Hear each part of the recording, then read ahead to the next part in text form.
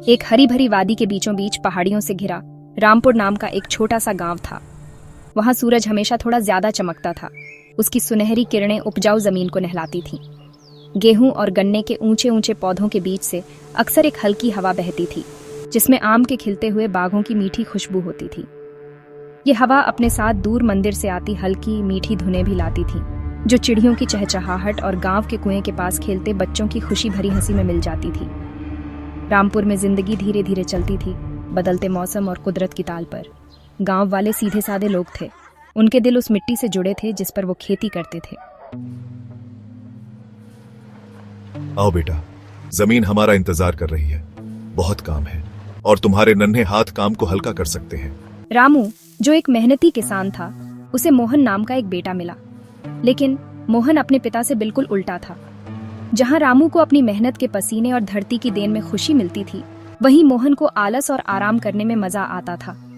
वो अपने दिन गांव में घूमते हुए, बरगद के पेड़ की छांव में दोस्तों से बातें करते हुए या बस नदी किनारे ऊँघते हुए बिताता था।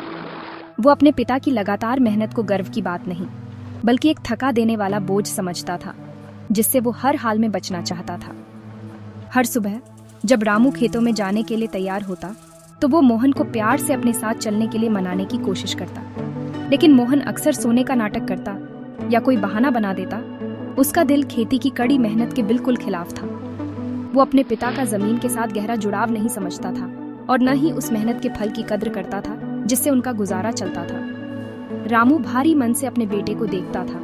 उसे मोहन के भविष्य की चिंता थी, क्योंकि वो जानता था कि जिंदगी के असली इनाम सिर्फ लगातार कोशिश से ही मिलते हैं। मोहन, मेरे बच्चे, ये जमीन ही हमारी जिंदगी है।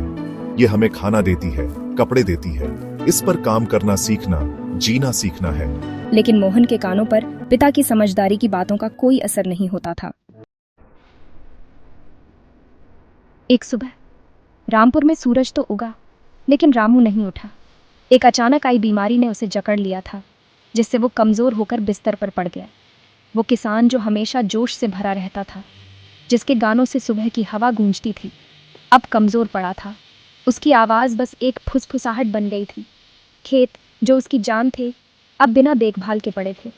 रामू को घबराहट होने लगी, अपनी सेहत के लिए नहीं, बल्कि अपनी ज़मीन और उससे भी ज़्यादा अपने अनप्रिपेयर्ड बेटे मोहन के लिए।